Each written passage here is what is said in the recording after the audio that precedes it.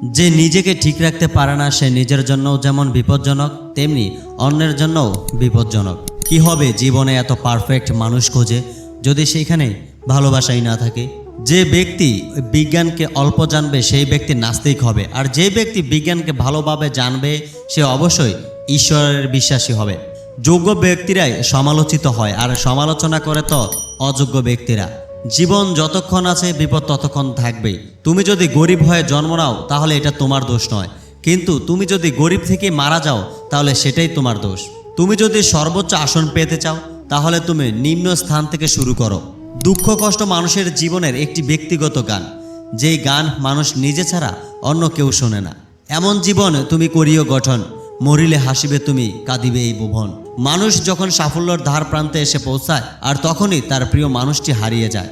তুমি যদি কাউকে হাসাতে পারো সে তোমাকে বিশ্বাস করবে, সে তোমাকে পছন্দও করতে শুরু করবে। হৃদয়ের গভীরে যার বসবাস তাকে সবকিছু বলতে হয় না, অল্পতেই সে বুঝে নেয়।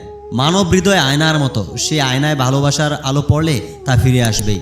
কাগজে কলমে কোনো সৌন্দর্যের যথার্থতা ব্যাখ্যা করা সম্ভব নয়, সৌন্দর্যের মুখোমুখি গিয়ে দাঁড়াতে হয়। সুখী হওয়ার একটা অদ্ভুত ক্ষমতা আছে মানুষের। এই জগতে সবচেয়ে সুখী মানুষ হচ্ছে যে কিছুই জানে না। সব শখ মিটে গেলে বেঁচে থাকার প্রেরণা নষ্ট হয়ে যায়। যেসব মানুষের শখ মিটে গেছে তারা অসুখী।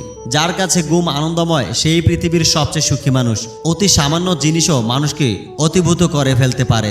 খুব বেশি সুন্দর কোনো জিনিস দীর্ঘস্থায়ী হয় না, খুব ভালো মানুষরাও বেশি দিন বাঁচে না। স্বল্প আয়ু নিয়ে তারা পৃথিবীতে প্রবেশ করে। যখন কেউ কারো প্রতি মমতা বোধ করে তখনই সেই লজিক থেকে সরে আসতে শুরু করে। মায়া, মমতা, ভালোবাসা এসব যুক্তির বাইরের ব্যাপার। বেশি নৈকট্য দূরত্বের সৃষ্টি করে। প্রিয়জনদের থেকে তাই দূরে থাকাই ভালো। সম্পর্ক স্থির নয়, পরিবর্তনশীল। মোহের কাছে পরাজিত হওয়া ঠিক নয়, কিন্তু খুব কম মানুষই মোহযুদ্ধে অপরাজিত থাকে। প্রতিজ্ঞা করার আগে তাই একটু হলেও ভাবা উচিত। মিথ্যা দিয়ে হাসানোর চেয়ে সত্য বলে কাঁদানোই শ্রেয়। চোখের জলের মতো পবিত্র কিছু নেই। এই জলের স্পর্শে সব গ্লানি মালিন্য কেটে যায়। কখনোই সব ডিম এক জুড়িতে রাখবেন না। যার মধ্যে অন্ধকার থাকে সে কখনো আলো নিয়ে খেলতে পারে না। চূড়ান্ত বিজয় অর্জিত হওয়ার পূর্ব পর্যন্ত লড়াই করো সব সময়ের জন্য। নিজের জন্য নিজেকেই এগিয়ে আসতে হবে, চিন্তা করতে হবে, ভাবনার সাথে প্রায়োগিক বাস্তবতার সন্নিবেশন ঘটাতে হবে। অনুকরণ নয়, অনুসরণ নয়। নিজেকে খুঁজুন, নিজেকে জানুন, নিজের পথেই চলুন। ঈশ্বর আমাদের সফলতা চায় না, তিনি চান আমরা যেন চেষ্টা করি। প্রশিক্ষণের প্রতিটা মিনিটকেই আমি ঘৃণা করেছি, কিন্তু নিজেকে বলেছি এখন কষ্ট করো, সারা জীবন চ্যাম্পিয়ন হয়ে কাটাতে পারবে। যদি সূর্যের মতো আলো ছড়াতে চাও আগে এর মতো জ্বলতে হবে।